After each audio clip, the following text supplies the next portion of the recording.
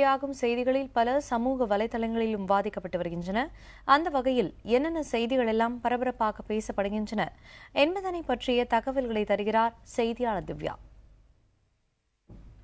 Facebook, Twitter போன்ற சமூக வலைத்தளங்களில் செய்திகள் மட்டுமல்லாது அந்த செய்திகள் சார்ந்த பல கார்ட்டூன்களும் நாளிதழ்கள் வெளியிட்டு வருகின்றன. அந்த நாளிதழ்களில் குறிப்பிடத்தக்க பிரபலமான நாளிதழ்கள் என்ன மாதிரியான கார்ட்டூன்களை தற்போதைய அரசியல் சூழ்நிலையில் வெளியிட்டு இருக்கிறாங்க அப்படின்றத இன்னைக்கு பார்க்கலாம்.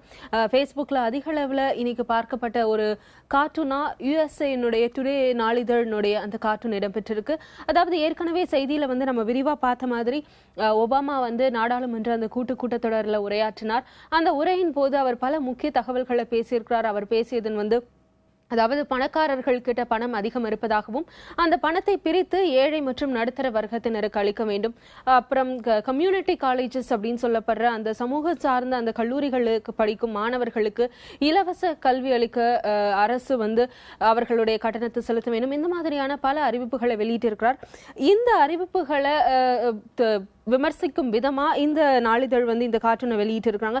அதாவது ஏழைகளுடைய காப்பாளன் அப்படின்னு சொல்லப்படுற ராபின் ஹுட்னுடைய அந்த கேரக்டருடைய இமேஜ் ஒபாமா மாதிரி இந்த இடத்துல அவங்க டிரா பண்ணி இருக்காங்க.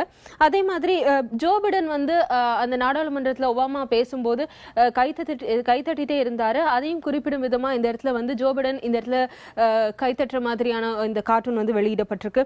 இதற்கு அடுத்தபடியா வாஷிங்டன் போஸ்ட்லயும் இதே நாடாளுமன்ற கூட்டத்தொடர் பத்தின இந்த கார்ட்டூன் வெளியாக இருக்கு. அதாவது ஒபாமா இந்த இடத்துல பேசுற அந்த கூட்டத்தினுடைய பேர் ஆக்சுவலி ஸ்டேட் ஆஃப் யூனியன். ஆனா இந்த இடத்துல அது ஸ்டேட் ஆஃப் டிஸ்யூனியன் அப்படின்ற பெயரிட்டு இந்த கூட்டத்துல அவர் பேசுற மாதிரி கொடுத்திருக்காங்க.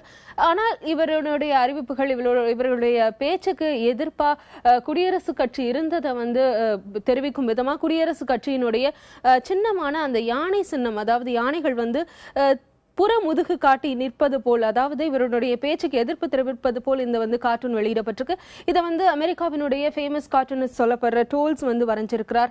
இதற்கு அடுத்தபடியா டெய்லி மிரர் ஸ்ரீலங்காவினுடைய இந்த பத்திரிகையில இந்த கார்ட்டூன் வெளியிடப்பட்டிருக்கு. தற்போது பொறுப்பேற்றிருக்க சிறிசேனே கடந்த கால ஆட்சியில ஊழல் அதிகமா இருக்கிறதா குறிப்பிட்டு இருக்கிறார்.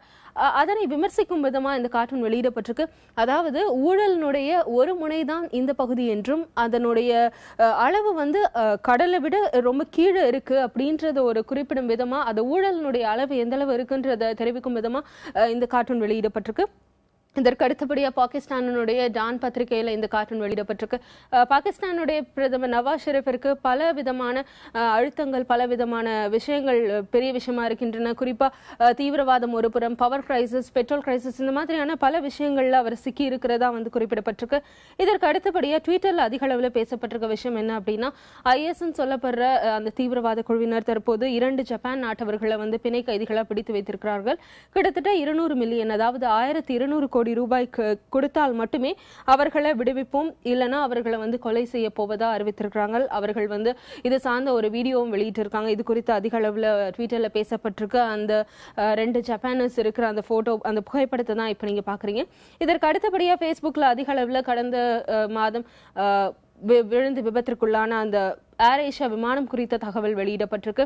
ஏர் ஏஷியா விமானம் தீவிரவாத தாக்குதல்னால அந்த விமானம் விபத்துக்குள்ளாகல என்றும் வேறு சில காரணங்களை குறிப்பிட்டிருக்காங்க. ஒரு புறம் மோசமான வானிலை, மறுபுறம் நார்மல் ஸ்பீடை விட, அதாவது சரியான அளவை விட, அந்த ஸ்பீடை விட விமானம் மேல் நோக்கி எழும்போது சற்று வேகம் அதிகமாக இருந்ததாகவும் குறிப்பிடப்பட்டிருக்கு. ஒட்டுமொத்தமாக ஃபேஸ்புக், ட்விட்டர் போன்ற சமூக வலைதளங்களில் இவைதான் எனக்கு அதிக அளவில் பேசப்பட்ட விஷயங்களா இருக்கின்றன.